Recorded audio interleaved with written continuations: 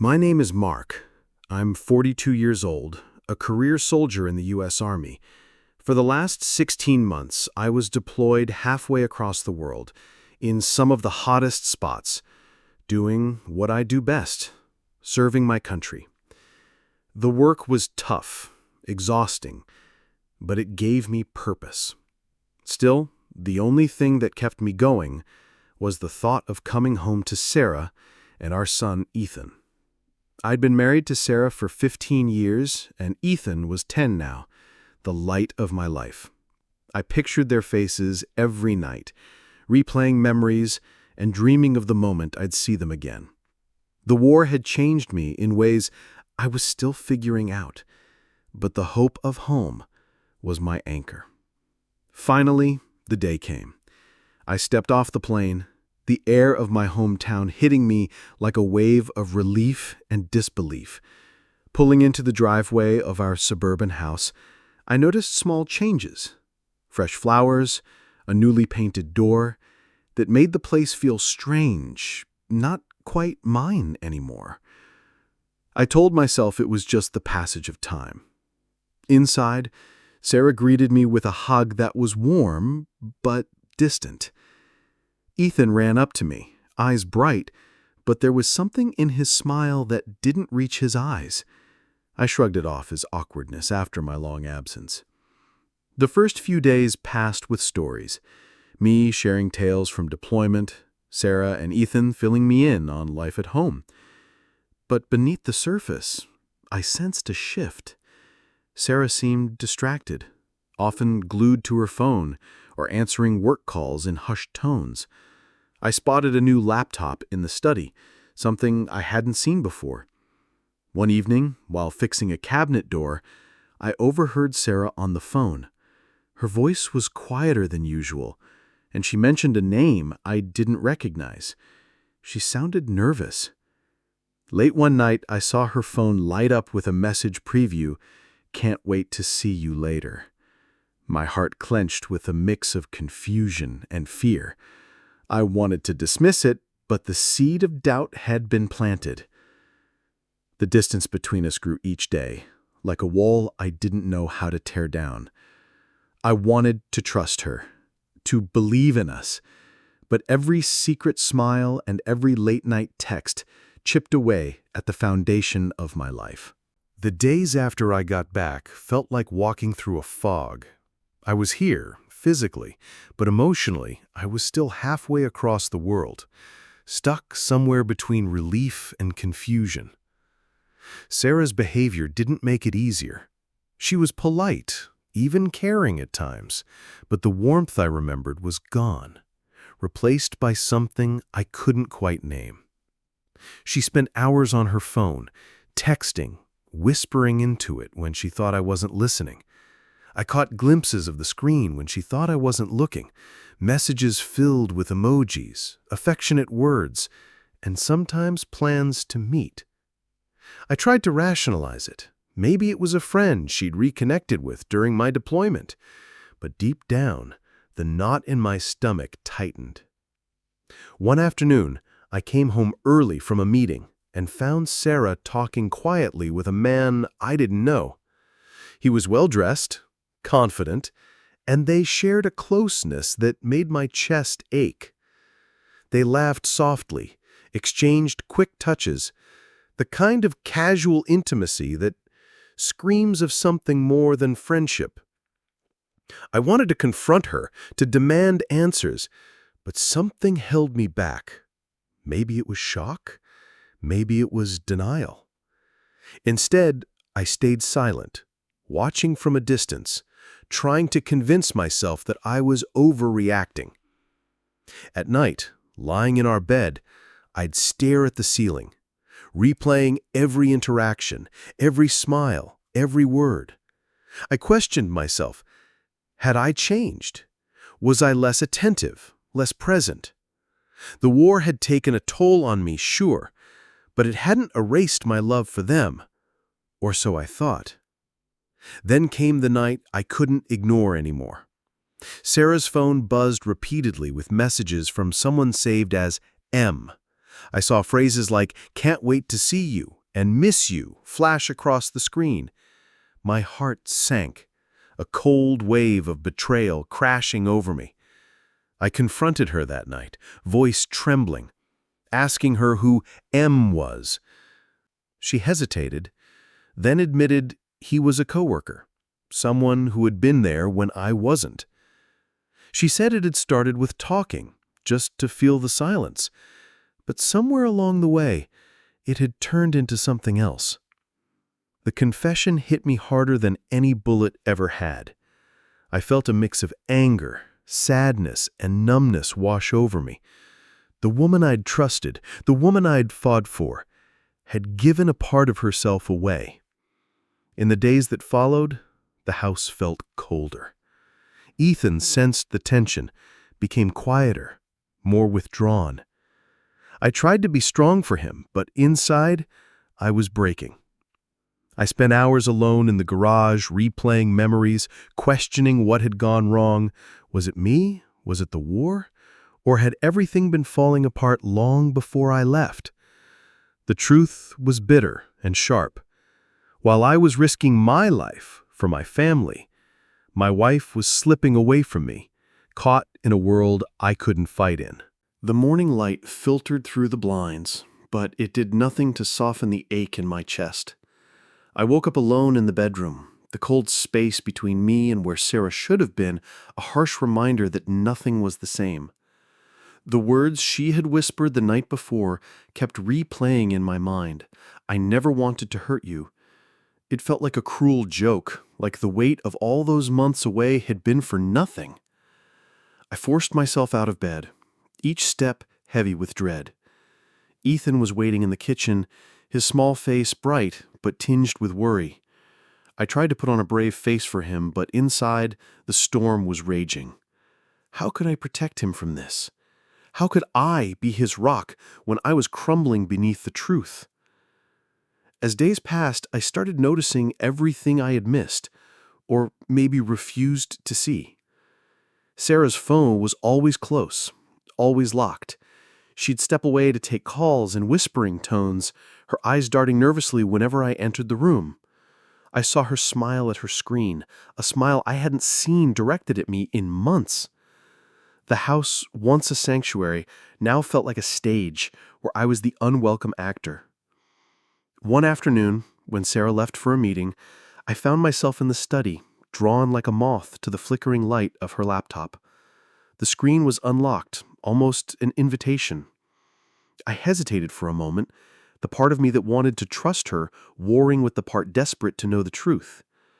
What I found shattered me.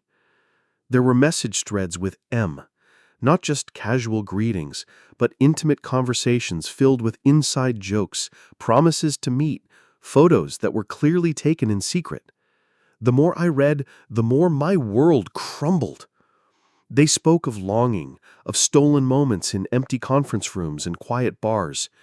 They talked about things Sarah and I had stopped discussing long ago, hopes, fears, dreams she'd shared with him, but not me. My hands trembled as I scrolled through pages of betrayal. Each word felt like a punch to the gut, a wound deeper than any I'd suffered on the battlefield. M was young, charismatic, everything I feared I no longer was. While I was risking my life thousands of miles away, Sarah had found in him something I couldn't give her: attention, affection, understanding. When Sarah returned, I confronted her. The look in her eyes was nothing I expected. No guilt, no anger, just a hollow resignation. Her voice was barely above a whisper as she admitted everything. "I'm sorry, Mark. I never meant for it to go this far. I felt so alone. You were gone and I needed someone." Her words tore through me. I wanted to scream, to shake her, to demand why. But all I could do was stand there, feeling the floor shift beneath my feet. "I gave you my trust. I fought for this family," I said, voice cracking. "And you gave it away." She looked down, tears threatening to fall but never quite spilling. The silence between us grew thick and suffocating. It wasn't just our marriage that was broken. It was the life we'd built together. That night, I packed a bag in silence.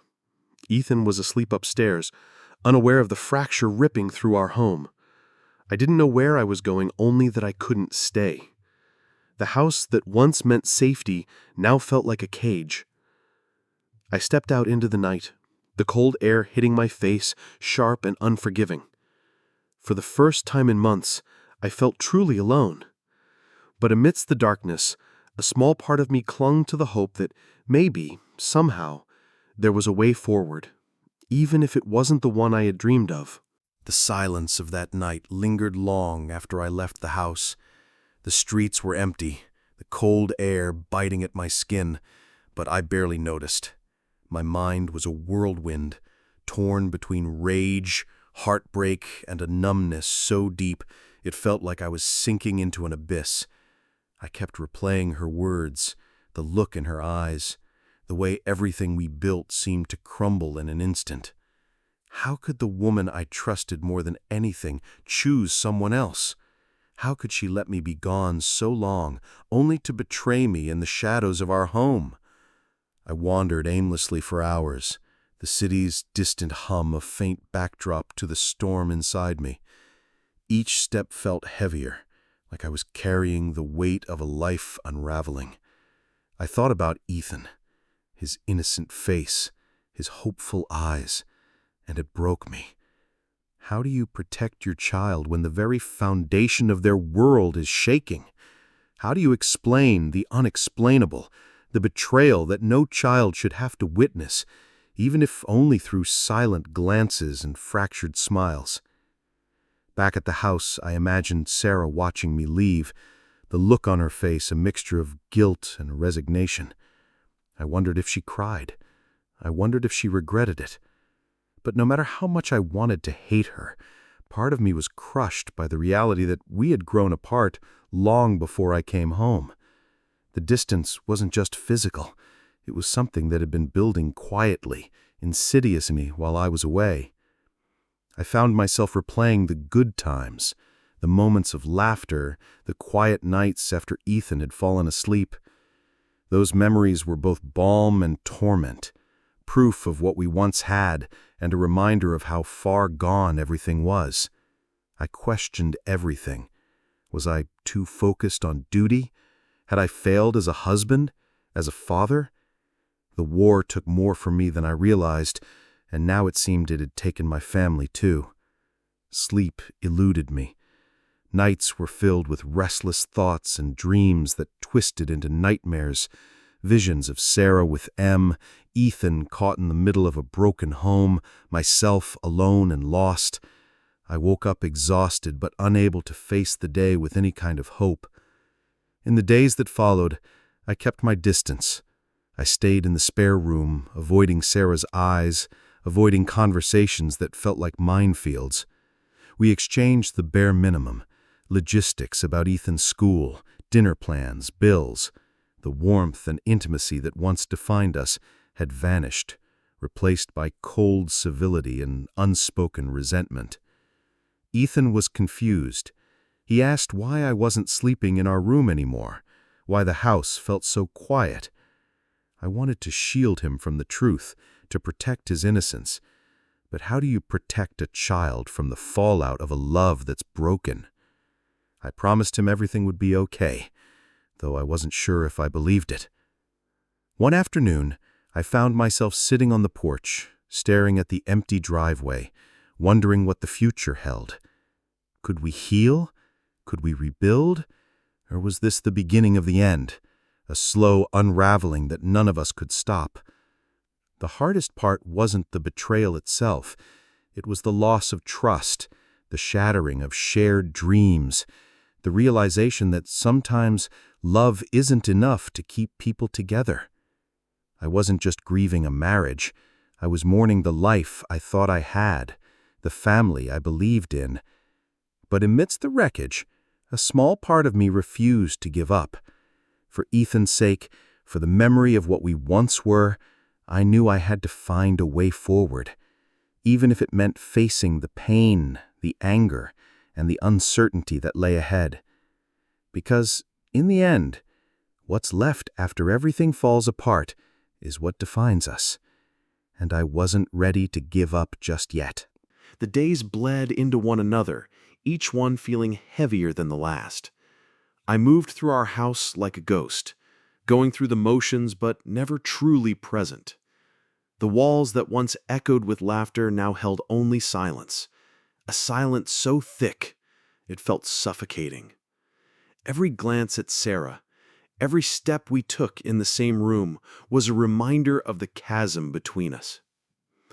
I found myself trapped between two unbearable realities. On one side, there was the love I still felt, stubborn, raw, and desperate not to die. On the other, there was the betrayal, sharp and unforgiving, that pierced every part of my soul.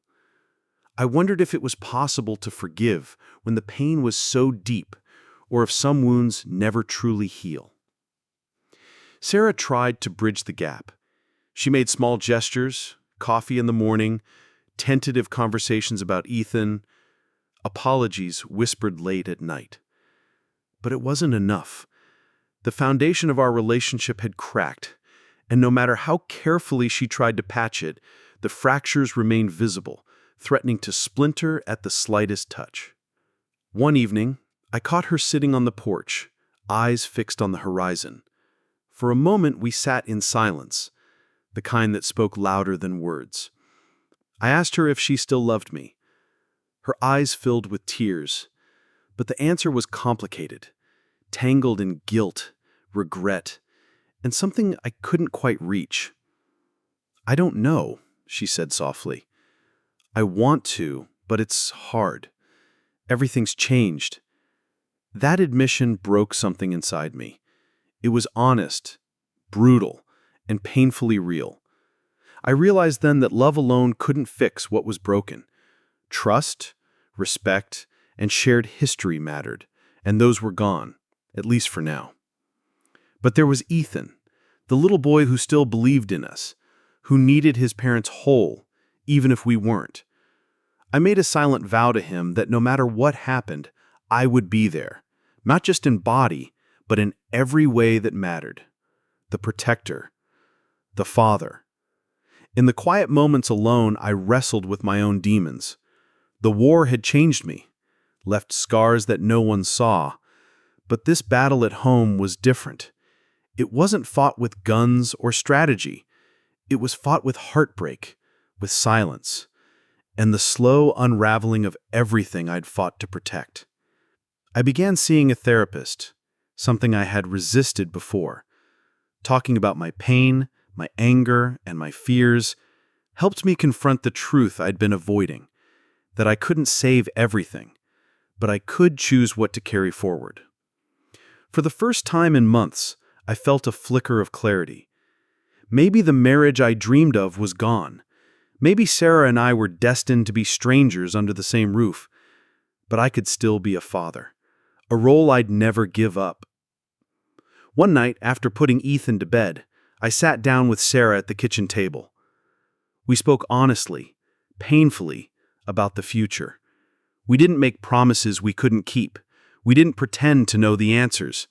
But we agreed on one thing: our child would come first. The road ahead was uncertain.